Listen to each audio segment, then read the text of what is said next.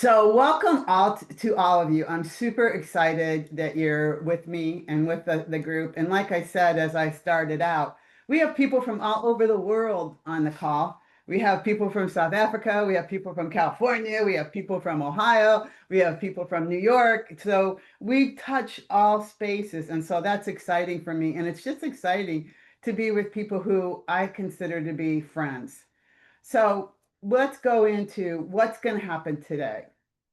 So the over the next hour, we're going to unpack what it means to lead from a place of presence, because that's what we're talking about when we're talking about leading across difference. How can you stay present when maybe the person you're working with or coaching can't? So we're going to give you some frameworks for listening beyond assumptions and tools to help turn moments of difference into opportunities for genuine connection. So today is kind of a distillation of two things that I was writing last year. And what I worked on last year, many of you know, the Detached from Drama book. And what we found in thinking about it and building a model was what breaks down is a difference of meaning. What I hear and what you hear is different. And so that difference of meaning is one of the things that breaks down. So we've got the drama piece that we've worked on. And then I wrote a chapter for a colleague of mine in Greece on um, coaching to belonging at work. So that's my chapter. I'm going to make sure I can post it on the website. But when I went through the inclusion information about belonging, I really had to self-check. I really had to ask myself, am I doing that? And it was really a great experience for me to say, do I have any biases? Now, if we're going to talk about biases a little, not real deep, but if you say you don't have a bias, I call you out because we all have biases. We have to decide what we want to do with them. I have big biases about people that drive in the fast lane and go slow. Okay. So there's a bias, right? So those are the ones we can own and talk about today and not get in trouble. Okay. So next, what I want to do is stop my share because my computer went crazy on me. So what I really want to talk about next is um, the big idea. What's the big idea for today? And the big idea for today is get onto the surface difference. What does it mean by difference? Okay. Difference is both a mirror and a catalyst. It gives us ideas about innovation, about growth, and a deeper understanding of one another. Difference reveals who we are, what we assume, and how we listen. Because as soon as we start listening and we know somebody's different, we are listening to argue. We're listening to debate. For those of you that have taken any of the coaching classes in the more recent time, we talk about listening to persuade, listening as an expert, listening passively, and listening to collaborate as a way we manage differences. It takes us out of our comfort zone. I'm not going to sit here and say it never bothers me because it takes me out of my comfort zone. But sometimes we have to be curious. What's going on for me? What's going on for them? And leadership across difference begins with presence, not performance. So I try to put a number of reflection questions in as we're going through the slides. So I want you to just take a moment. You don't have to answer this, but I want you to start, reflecting on what difference in your world has stretched your understanding lately. So for me, it was living all over the world. It was visiting all over the world, coming to South Africa and staying with my friends in South Africa and living in Wales. Everybody, like Wales and England and the UK, so many different people that we had to say, okay, it's different. Different is not bad. And see, that's part of the problem because when we get into difference, what do we mean by it? Sometimes we decide culture is better, race is better, language is better. And we always say generations are better because we like to fight about the generations, right? Oh, those boomers, oh, those Gen Xers. oh, those millennials, like it comes out with, oh, those, right? So, what are the differences that we encounter when we're coaching? Beliefs, values, worldview, lived experience. People experience things differently. And the worldview is the one that I am passionate about because people have different worldviews and they have different worldviews because they were not raised like you. Okay, and now I get to talk about the brain. And Stacy, you know how I like to talk about the brain. So, the brain is formed from neural pathways and memory. And so there, no brain is alike. And so that creates difference as well. What has been stored? What is the memory? And so identity, how we think, how we learn, how we process, how we decide, how we make choices, also establish difference. And I know as leaders, sometimes we've said, how can that person even think that way? But they think that way because of all these things that make them them. And the cool thing is, we're coaches and we get to ask questions and we don't make assumptions. We just ask questions to find out what's going on. Communication is different. Pace, tone, approach to conflict. When we're in disc values, we say the only type that likes to debate and argue is the high D. The rest of us are like, no, not today. No, I'm not doing that. Okay, so communication and conflict, how we resolve conflict, how we express, regulate, and seek safety in our emotions. And finally, power. What's the role? We have power as coaches. We have a role as a coach. Maybe you have status, maybe you have expertise. We're the authority in the room. So I want you to think about that we often lead and coach at the surface, but the meaning gap lives underneath. So I want you to just kind of reflect on those categories and think about which one calls out to you in terms of where you see difference happening most often. So each difference is a difference in the meaning we attach to the moment. In our drama model, we have a thought, experience, or an event, and we attach meaning to it. And the meaning is it met our expectations or it didn't meet our expectations. And when it didn't meet our expectations, then we have an emotional hit. When we have that emotional hit, we can't sit with it. We got to tell someone. So then we build a story to tell other people, engage them in our drama because we can't sit with it. Okay. So the meaning matters because meaning is what goes into the decision about what we're going to express. And for those of you that have been with me recently, one of my favorite books is David McRaney's because I think he says it all. People don't shift because you tell them something.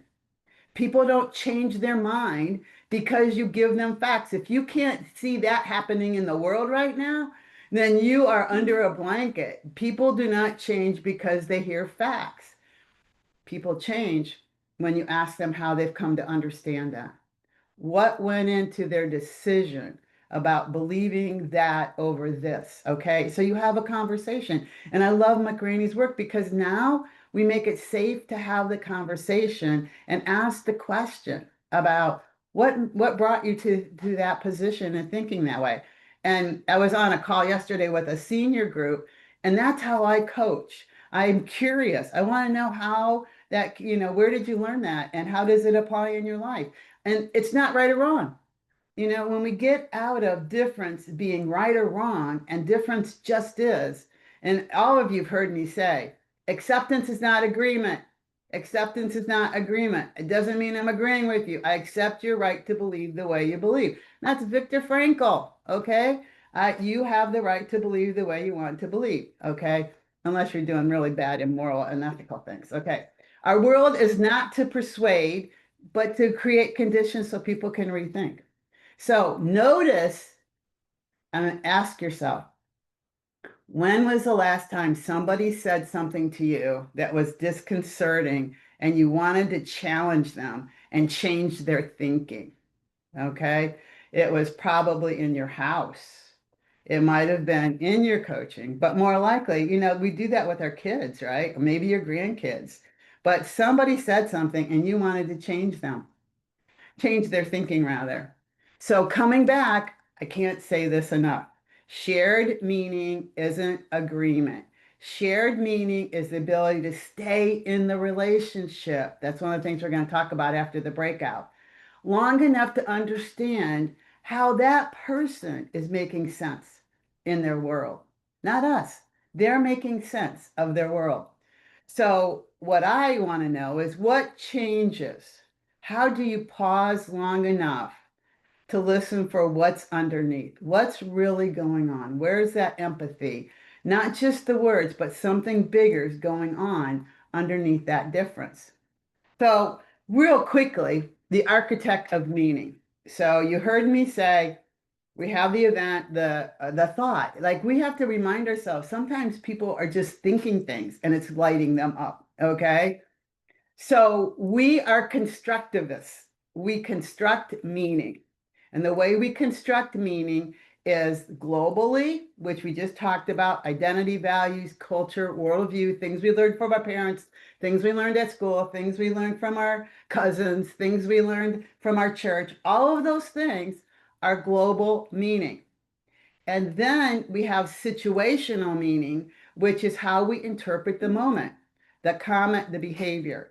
And that, again, is when we don't like the experience we're having because it's not meeting our expectation.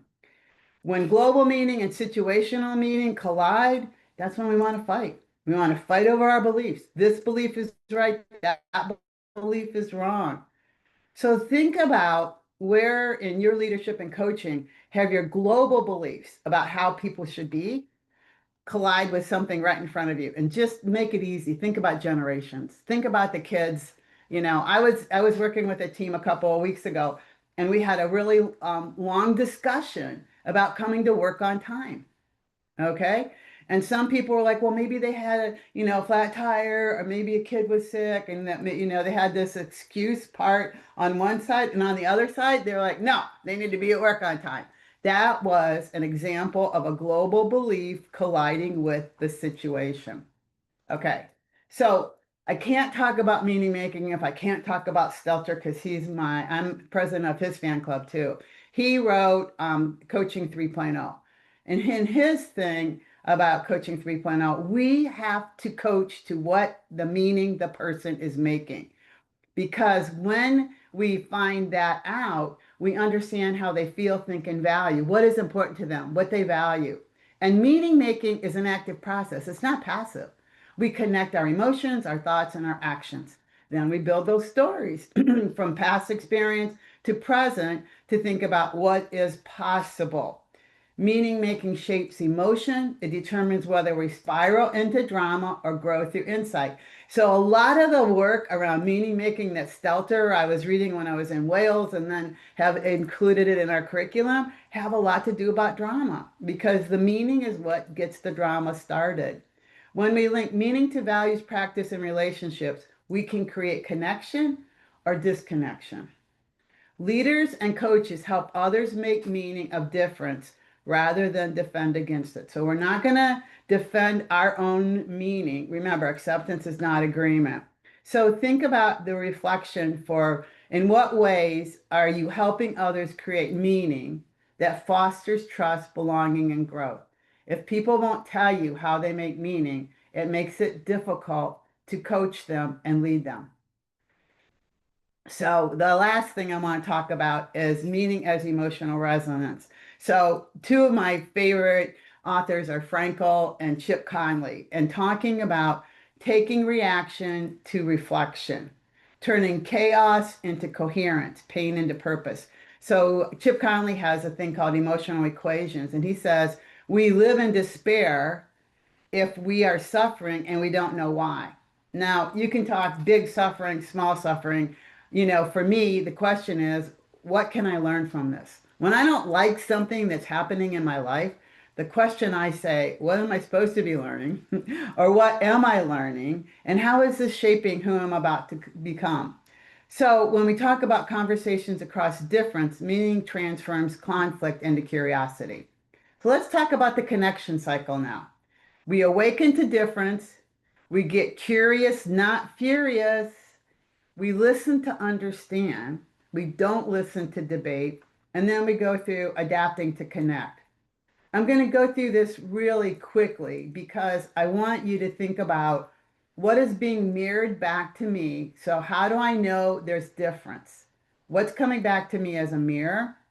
And how does it impact my own assumptions, biases, and comfort zone?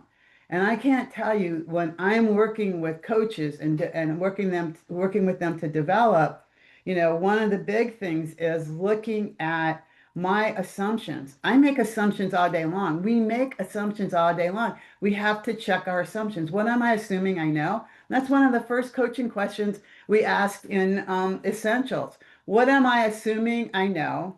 And how would I coach differently if I didn't know? Okay. And so the coaching tool becomes the pause. How do I take a breath and name the difference without judging it? And how can I say, okay, we have a different view on this? What would it look like if we had, something in the middle, if we need to see something in the middle, but we just have to be able to say, my experience is not their experience. And then we get curious. Again, I say that when you first go through coaching, you should have curious tattooed on your right arm, okay? Because you have to say, what is going on here? That's the question we should be asking. And so the questions for you are things that start with what, how, or tell me more. What's your take on this situation? When did you first thinking that way? How did you arrive at that thinking? Help me understand your viewpoint better. Who else do you know that shares this viewpoint? So many questions we can ask, and we need to ask. And then we listen for understanding. Okay. Can you paraphrase? Can you not just wait for your turn to talk, but rather empathetic listening where you paraphrase what's going on and ask them if you have the understanding? We're going to talk about Judith Glazer after the breakout, and that is all of her work on conversational intelligence. And finally, adapt and connect. Based on what we both shared, how should we move forward? What would it look like to move forward? What would a solution that works for both our needs look like? So I think I can adjust my approach this way. What about you? So we now connect from a point of understanding. So enough about me. You guys are going to a breakout. And I'm going to try and do this, Diana. I'm not putting the slide in. I'm just putting the language in. Okay. Last time it didn't work out. Okay. So when you had an understanding that collided with someone yesterday, 2 years ago, what did you learn about how they made meaning? And then were there any unspoken assumptions? What did their reaction teach you about what was important to them? And how did that moment change, even slightly, your understanding of that person? This is not about who is right. It's about understanding how we make meaning differently. Okay.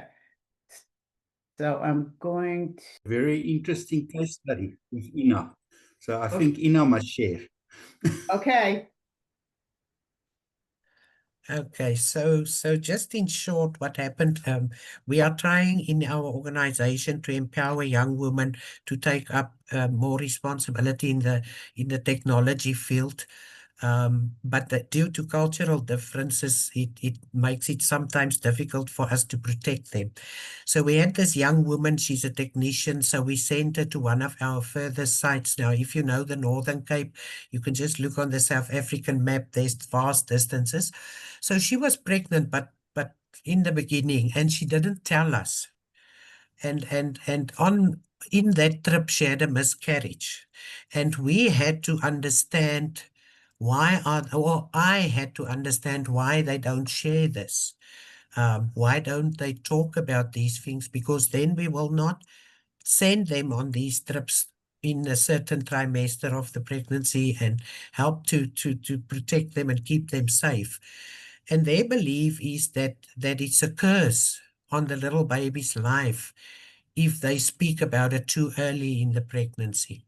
And how did I had to, and then to get meaning out of this was then to explain, you're in a work environment, and if you fall pregnant, surely you had a desire to become a mother, and use those examples to get them to understand that it's different, much as your cultural, your ancestors and everybody that speaks to you we have a responsibility towards one another, and we can only protect them if there's real honesty and openness.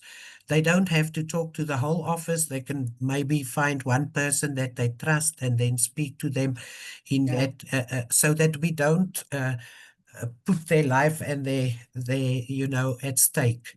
So yeah, it was a difficult one, and it happened not too long back, but yeah, we had to manage through it. Fortunately, our organization has a extremely well or a good employee well-being program where we could have exposed her for therapy and other things, but still it's heartbreaking because of the difference in beliefs. Yeah. Yeah, that is such a major, and thank you for sharing that. And I'm sorry that your organization and you had that experience. And when I was, you all know I started as a health educator. And so one time when I was doing a presentation, I was preparing, and I read somewhere that a belief doesn't have to be true to be believed. I said, that's not true. Okay. In order to believe something, it has to be a fact. High theoretic. Okay. Right, Brandon? It's got to be a fact if you want to believe it. Right. And then I realized that's so true. And, things like curses and stuff like that. Yes. I mean, like, don't step on a crack, break your mother's back. I don't know if you all had that when you were kids, or, the things that kind of the rhymes went through us, that we had to let go of some of the beliefs. And those are really hardwired in. Thank you for sharing that.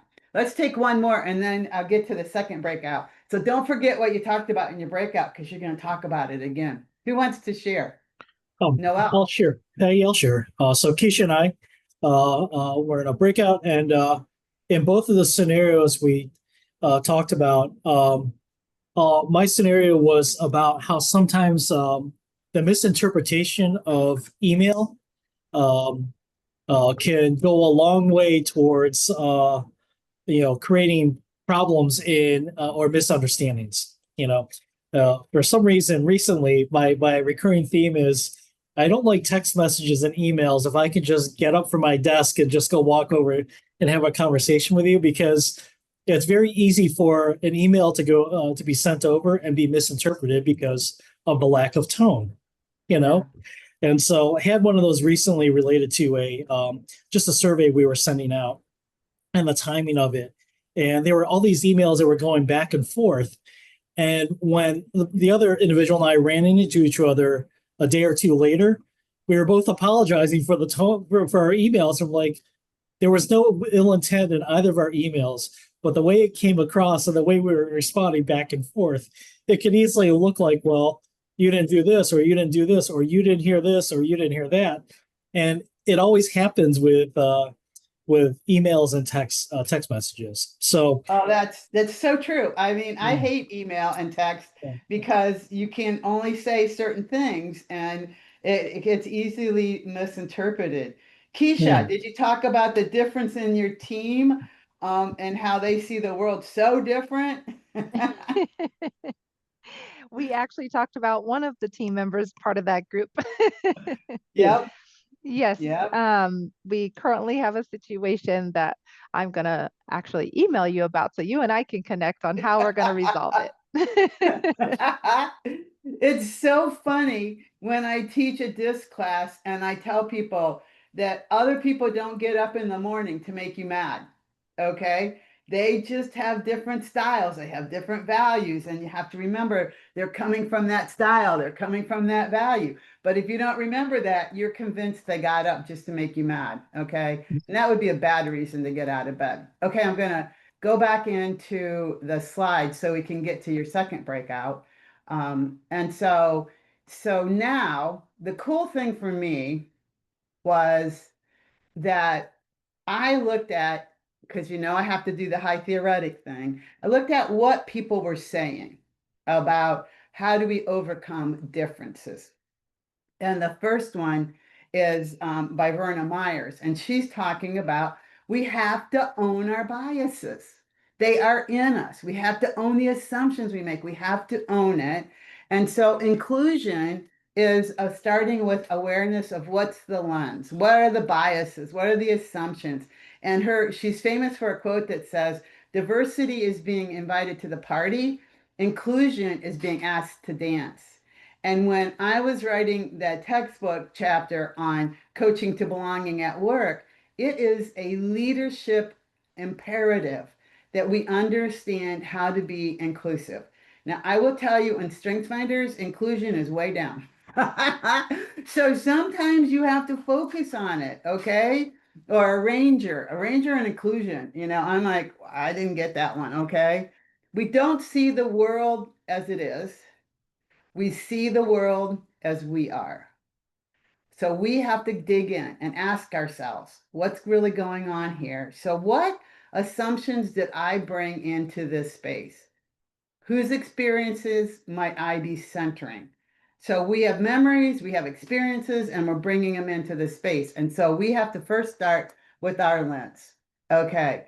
And then the next author is David Brooks. I love David Brooks. He wrote the second mountain, and he wrote this book on seeing deeply. Okay. And I'll give you the references with the last slide. So true leadership begins with seeing, not solving. And that's really hard for the extroverted Ds and the DIs. I want to fix it. I want to fix it. I want to fix it. And so we have to stop being fixers and start to find out what's the meaning that's going on. And so David says we have to establish accurate empathy. We are accompanying people on their journey. We're not leading their journey. We're not solving their problem. We're being with them on their journey. We're listening with generosity, not to reply. And we're asking questions. This whole morning, afternoon for you in South Africa has been about the question. What does this experience mean to you, the person? What does this mean to you? I love it when I ask a question like that and I get this really deep reflection from someone. And how has your background shaped the way you see this? And sometimes people just share, well, when I was a kid, this or that happened, and right away, you know how that has shaped him. So we've got Verna Myers, we've got David Brooks, and then we have Jefferson Fisher, and he wrote the book, The Next Conversation. And I love this guy. He's got a Southern accent. He's an attorney. He was in conflict resolution.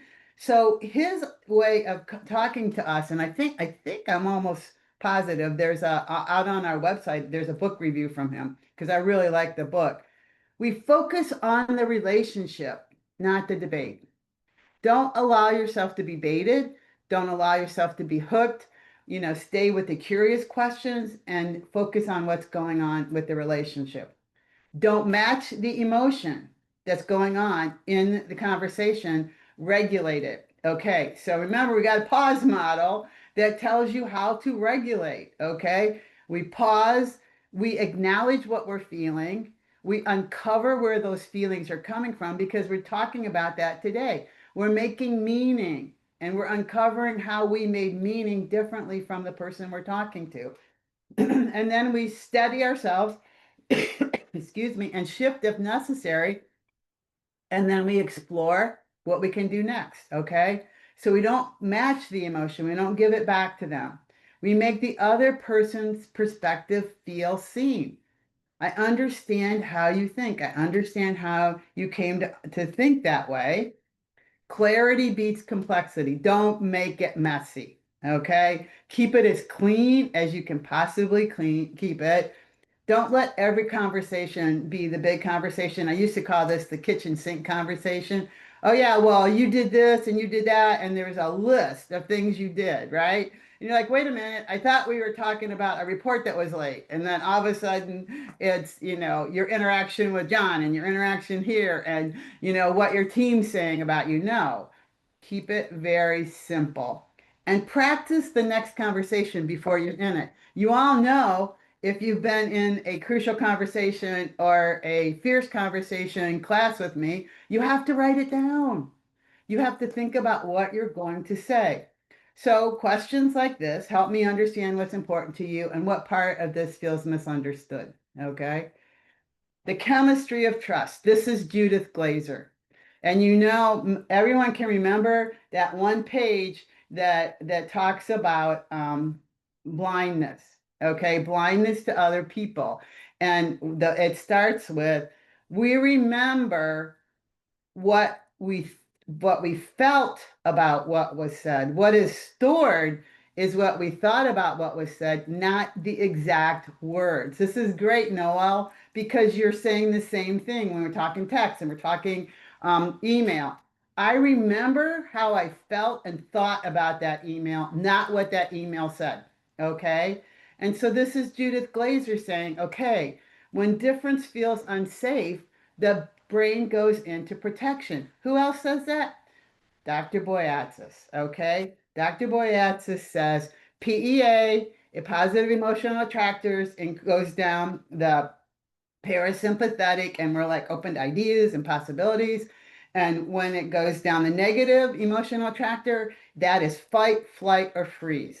And that's exactly what Judith Glaser is talking about here. And she wrote the book Conversational Intelligence. Oxytocin drops, cortisol rises, and reasoning shuts down because your hippocampus is shut down and your amygdala is on alert. Something bad is about to happen. So, we can stop the conversation. If it gets heated and it goes someplace we don't want it to go, we can say, hey, could we take a breath and start again? I don't think we're on the same page. Let's just back up a little bit to see where we're both coming from so we can make movement forward. It's not a problem to stop. It's not a problem to say, hey, let's go get a drink or a drink of water, or let's walk around the block. But when we feel that erosion and we feel fear come into the conversation, people are going to shut down and they're not going to be able to talk to us. Okay. So this is the one that I really have to work on myself, learning to stay in relationship, because my pattern is walk. I'm going to leave this right now. So education is the practice of freedom because we're teaching our students to think, that we are critically thinking. Love is a verb, not a feeling. This is from Bell Hooks. And she talks about the power of engaged pedagogy. I am a teacher and I'm a student. At the very same time, I'm working with you. I'm a teacher and I'm a student. Those roles go back and forth. So what we do is build community, not by eliminating difference, but how to stay with it. I know we're different and we just got to work through this because we're working together at work. Love is not sentiment or softness. It's the active practice of honoring the other person's dignity, truth, and agency. And belonging is created when we can hold multiple truths without collapsing them into one, the one we want to believe. So those are the authors that I pulled together for us to think about as we go into our next breakout. And so what I want you to do is return to your story, and I want you to think about one of those practices: seeing deeply, listening for understanding, speaking with care, creating safety, restoring trust, or learning to stay in the relationship with the pause model or any other model that you might use. And it says write a sentence, but just talk about what you want to do when a relationship didn't go the way you wanted it to, an interaction didn't go the way you wanted to. Think about what you want to do. If you could go back and talk about the thing that you talked about before. So you were forced to come back, which means you were having great conversations. So now you have to share, what's one tool from that list of 5 that you want to practice? I can see your names, just so you know. I can start. Thank you. Hi, Dr. Becky. So what I shared in my group, it's really just taking a moment to acknowledge that I do have a bias before I step into that conversation.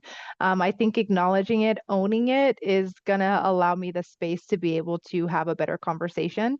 And then once I'm able to now take the bias and set it aside, I really wanna focus on seeking to understand. I wanna ask the difficult questions that might be difficult not only to ask, but also for the person to answer. And then giving the space to allow for the awkward silence when they don't have an answer right away. I love that. Keisha, you have grown so much in the time that I have known you. This is simply amazing. That was really great insight. Thank Congratulations. you. Yeah. Who else wants to share?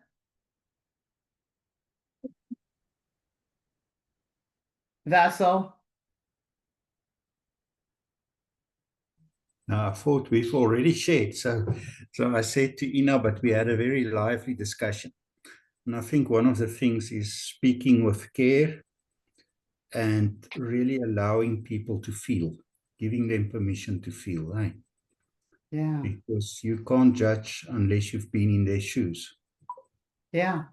I love that. And I love the speaking with care because it reminds me of, is it true? Is it kind? And is it necessary? It might be true and kind, but it's not necessary. You know, it's something that we can like sit on, right? Okay, someone else. I can see your name, so you better do it or I'm going to, oh, Gideon, look at you jumping in. I think I shared with the group. I think one of the biggest lessons you taught me, Dr. Peggy, is not to be the person that have all the answers. Because of my background, I thought I want to be the person with the answers, help people. But you don't help them because you speak through the lens of bias. And that filters, you even listen with filters. One of my key things in life is listen to hear and not to answer. Yeah, I love that. That's really profound. Yeah, so that's more or less, Marcus, you can elaborate if you want to, but that's more or less what we spoke about in the group. Ah. Okay, one more before we wrap up. Who wants to speak? Christian likes to talk. Oh, Marcos is going to step in. Okay, Yeah. Marcos. Well, Christian can go after since you to make it fair. Going back to a little bit our first breakout, I just shared. It's going to connect to this one, but I tend to rely more on logic and data. So being able to draw that line between shared values and context is really important. So I think what this has taught me is, I mean, we've talked about it today where, meaning is definitely shaped by our perspective, our cultural background, our upbringing. So something that I do now is definitely slow down, pause, and being able to design my next move by, and again, I know this is something that Gideon kind of just shared, by fully listening and asking clarifying questions to create that shared understanding. I know the last question that you asked us was, what are some like key indicators of like when to catch yourself and apply this? And something that I've learned, I'm trying to continue to get better on, is in those moments where in a conversation or in a moment you feel rushed or pressured, or you're trying to respond too quickly, or you notice a little defensiveness, or there's like that misunderstanding from either side, whether it's from myself or the other person or the other group. But that's just a little bit more of what we had discussed in our group with Gideon. Awesome. So Christian, I'm going to let you talk because Christian likes to share. Yeah, I'm a chatty Cathy. I think people know. So for me, going back to the beginning, I have 3 assistant managers, and we make collective decisions. We have like weekly debriefs because we have a team of close to 50 advisors through the entire state of California, and an operations team. So making decisions that it impacts a bunch of people, it's kind of complex. And what I was doing that was wrong was we would talk about it, and then I'd make the decision based on what I found was important from what the assistant manager shared. And one of the lessons that I had to learn was that one of the assistant managers thinks different than the 4 of us, because it's 4 of us. And I didn't put the most value behind that person because I don't think how this person thinks. And it was understanding, like seeking to truly understand their reality, and understanding that with a team this size, 25% of people could be thinking how this person thinks. And by not considering their opinion, I'm diminishing all of these other people's experience, and the decision might feel bad to a quarter of the team. So it was truly having a conversation, seeking to truly deeply understand this person, and take that into consideration with making decisions, even if their truth is not my truth, but it is the team's truth, and that's what we're here for. That is awesome, and such a great way to land where we are as we start wrapping up. That, you know, recognizing that I'm disenfranchising. What is going on? That's not what I want. The disenfranchising the group, right? That when we have a percentage, it's the same with extroverts and introverts. We end up disenfranchising them, and when we don't allow people to speak. So that was really a good way to wrap up. So the last thing that I want to talk about is that all of these 3 authors or 5 authors we just talked about, story holders listen without absorbing. It's not your story, it's their story. They do not challenge. They can challenge without shaming, and they stay steady amidst multiple truths. So it's being able to hold the other person's story while they're telling it and not needing to change it. So the closing reflection is: difference is the fabric of belonging. Leading across differences is sacred work because it builds meaning where misunderstanding could live, and transforms fear into trust and dialogue into growth. The people that we talked about was David Brooks, How to Know a Person; Bell Hooks, Teaching to Transgress; Conversational Intelligence, Judith Glazer; Jefferson Fisher, The Next Conversation. And then Verna Myers has a lot of TED Talks and books that you can look at. And as we wrap up, I want to talk to you about the Global IOC ecosystem. So we've changed our way of being. We have individual spaces, leader coach spaces, team spaces, and organizational spaces. And most of them are based upon the 2 books. Detached from Drama is available now as a ebook. There was an issue with the cost of the book, and the publisher made a mistake, so they're correcting it. But Detached from Drama is done, it's out. And then Sustaining Impact will be out by the end of the month. And so all of our things, all of our programs build into that. So just telling you a little bit, in the individual, we have action planning for sustaining impact. We have action planning for Detached from Drama. We have master classes. Marcos's team went through the pause model, and they use it all the time. We can do book study groups. We can do DISC values. So I'm not telling you what we're going to do next, what's going to happen in December. I'm saying go to the website, decide whether you want to see what's going on with leader coach, or whether you want to see what's going on with the individual or going on with your team. Every entry point has a self-diagnosis free assessment. And then there's bigger assessments as well. But they all start with, where are you? Because I think people need to be aware. So I've gone over, I apologize for going over by a minute, but I just want to tell you how grateful I am for all of you that came today and spent time with each other, because I think this is a really, really important topic. And thank you for your contributions and being present. And I'm changing the December, I'll tell you right now, and we'll get it out with the newsletter. But the topic in December is cultivating body, mind, and spirit. Okay. It's one of the pathways in sustaining impact, and it's one of the pathways I think we skipped. So if you're ready to start the new year strong, join us. I think it is December 3rd, because this is the 5th. So December 3rd, we have our next one. Everyone, have a great rest of your week. Have a great day. Thank you all. It's so great to see you. I so appreciate you.